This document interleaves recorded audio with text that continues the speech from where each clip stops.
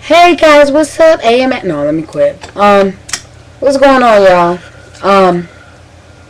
I came on here real quick to basically kind of respond via video instead of writing you guys back, because I got a lot of personal messages and stuff like that, and it's kind of hard for me to write everybody back, and because I have so much to say.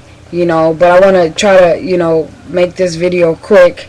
And your girl, I'm long-winded, y'all. I'm long-winded, so I'm going to try. But first of all, let me just give a few thank yous. I thank everybody, okay, for your comments and concerns. And I just thank everybody.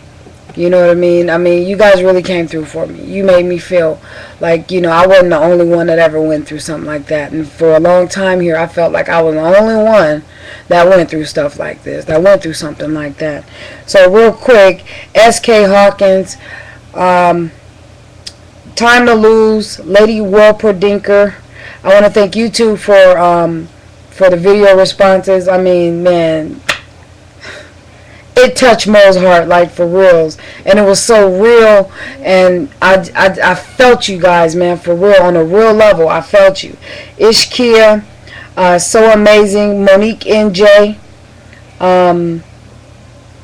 Star One Trina, I think that's Cortel 99, from Fat to Fat 843. And Big Cuz 52. I just jotted those down real quick just to let you guys know I appreciate it, and for coming through for us, is for real. And like I said, everybody who left comments, man, I know I didn't get your name out there, but I appreciate it.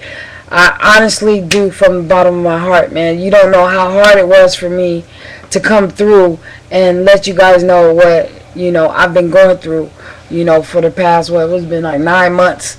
You know what I mean? Let you know what I've been going through, what's been bottled up inside me. But I do want to say, just to answer a few of you guys' questions that you had left me via message, was that, yes, I was set up for failure. They set me up to fail. As long as I was a regular employee, everything was cool. You know what I mean? Once I received that title of supervisor, once I got that supervisor title, it's like the client, she just didn't want my ass in charge. We were fine before I became a supervisor, but she didn't want my ass in charge. You know what I mean? So she basically tried to work it any way she could to get rid of me, calling my boss on me all the time, talking about the dress code. She's not dressed right. Her clothes are wrinkled. I swear, little things like that. Her clothes or her pants were wrinkled, or her hair wasn't done. You know what I mean? When I would throw my hair in a ponytail, come on. It was things like that. A lot of things. It hurt my feelings, man, and I just really tried to do right and do what I had to do at this company to survive. That was the way that I had to earn a living, to provide for my family. So another question was, someone said, girl, why'd you put up with that for so long? Why didn't you just leave? I couldn't just leave. And like I stated in my video, I couldn't leave because I wasn't gonna find anywhere at that time to pay me the amount that I was being paid, and my overhead at home, was a lot, because the more money you make, the more bills and stuff you accumulate. So there was no way I could just sit there and be like, oh, I ain't gonna work here. Fuck them. You know what I mean? I wanted to. Oh goodness, I wanted to, but I couldn't. I couldn't at that time. The money kept me there, and the fact that I loved what I did. It's the truth. Well, real quick, I just want to interject with something. I think it's really stupid of those people for them to even come out there and talk about her attire. For starters, she had to wear a uniform. Secondly, I came home at 4 in the morning. I worked the graveyard shift. She worked early in the morning. When I came home, I made sure her clothes were ironed before I woke her up to get her to work. So for them to say that, you're either telling me that I'm a bad ironer on the ironing board or something like that, I take offense to it. So the hell with y'all.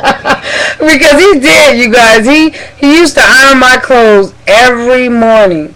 You know, so that was one thing. Like, I would look down and be like, what they talking about? What the hell is she talking about? How my clothes were wrinkled. It was just a bunch of bull, man. Like, they would have little get-togethers and everything. Invite everybody to this get-together. I'm either the last person to know, or I just won't find out until the day of. And of course, I already have plans, so I can't make it. You know, they would always do little stupid shit like that. Oh, you would find out about it after the Yeah, I find out about it after the Oh, you didn't come to the picnic? I was like, what picnic? You know what I mean? They did my ass cold blooded. But I did want to tell you that this was a very humbling experience for me. It was. I am so happy looking at it now that I went through it. Yes, there's bitterness. Yes, it's still there because, you know, I'm still fighting it, you know? And I just feel like it brought me down to the truth of the matter. It brought me down to the truth. You know what I'm saying? I'm talking about the truth as in the workplace, you do what you have to do to make the money and provide for your family and do whatever. You know what I'm saying? But kissing ass is something that they want you to do. They want you to have them bend over and you spread them cheeks and you kiss every crevices of that asshole. I know that was a little deep, but that's exactly what they wanted me to do.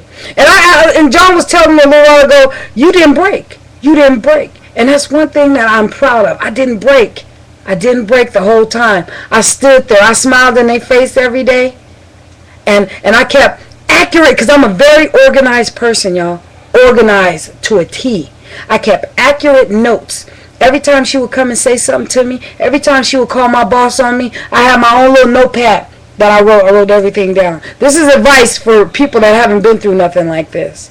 You know what I mean? Or, you know, just never thought of doing something like this. You know what I mean? You keep every little thing that's happening to you, especially when you can foresee something that's going to blow up, that's going to come. You know what I mean?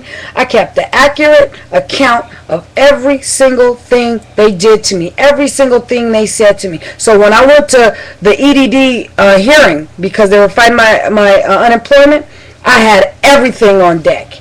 Everything. I brought my awards. These are just two of them. I brought my awards. Well, no, you can't really see it. It says, read that, baby. Okay. It says, in recognition of outstanding service to our clients, Monique, her last name, Officer of the Month, March 2008. Right. And then there's another one here, like once I became supervisor, in recognition of outstanding service to our client again. 2009, y'all. Keep in mind, this is early 2010. They got rid, you know, they wanted to rid my ass, you know. I was supervisor of the month. You see what I'm saying? So it's kind of like I had everything on deck. I had everything just organized. And so it's like when we sitting there at that hearing, they're looking like, what the hell have we gotten ourselves into? She's no dummy. You know what I mean? I came through like, boom, this is what it is. Here's the phone records. They said I ain't called them. Boom, that's the phone records. They said this such and such. Boom, here you go. Bam. Everything. They had no ammunition. They had nothing. They had nothing. They couldn't touch me. You know. I know y'all looking at this hat, y'all. This is the hat that John wore when we first met. When I first met him, he had this hat on, and I saw it laying around. So I'm like, I'm gonna put this on and do a video. Let me stop. But yeah, that's just something I wanted to stress. I wanted to say, you know, keep yourselves organized. You know what I mean? Keep footnotes of stuff. You know, when you start to feel that you're being wronged, 9 times out of 10 you are being wronged. You know, so definitely keep footnotes. You know what I mean? Keep awards. Keep your certificates. Keep that shit on deck, because you're going to need it. And sometimes, or in my situation, all those awards, all those plaques, all those attendance awards, everything that I received from them was fucking nothing. Nothing. Because if I made the client so happy, then why did it have to come to this? You know, I had this bitch's shit on deck. I had her shit, her organization there. I had it running smooth. I had everything operating fine. You know, so she really couldn't say nothing bad. She really had to pick at my character. And that's what she did. But I can say one thing. They never broke me. She never broke me. And she never had to spend extra money on lip balm, so she wasn't kissing no ass. I sure did, guys. I didn't kiss no ass, and I'm happy about that. I am. I didn't kiss nobody's ass. So in the way you look at it, I left on top because of what they're going through right now. You know what I mean? You know, they fucking got foot to mouth. They don't know what to do right now. You know, because they didn't know I was going to take it as far as I did. You know, they didn't know that, little old happy-go-lucky Monique and Goofy, she doesn't work, she's so funny, oh my God, yeah, they didn't know that my ass was business-minded, and I'm about my shit. They didn't know I was going to fight their ass the right way. You know, you're not going to harass me, you're not going to discriminate against me, you're not going to do that shit to me. You discriminated against me because I was a woman.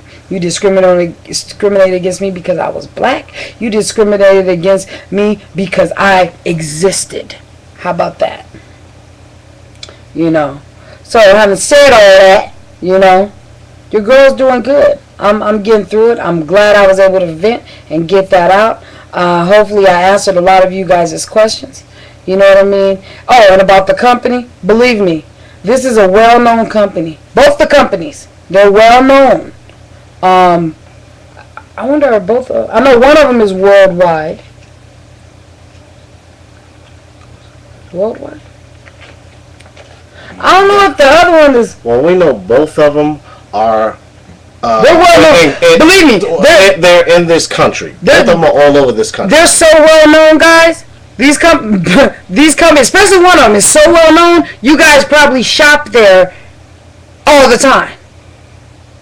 Well, we can't say all the time, but yeah, often. Believe me. Let's put it like this: if there's things that you need to fix up your home, see, you want to make a new barn or a shed, yep, things like that, or you need some fucking wood, something like that. Or the stairs on your porch is messed up and you want to fix them, yeah, you would go to this store. Yeah. Oh.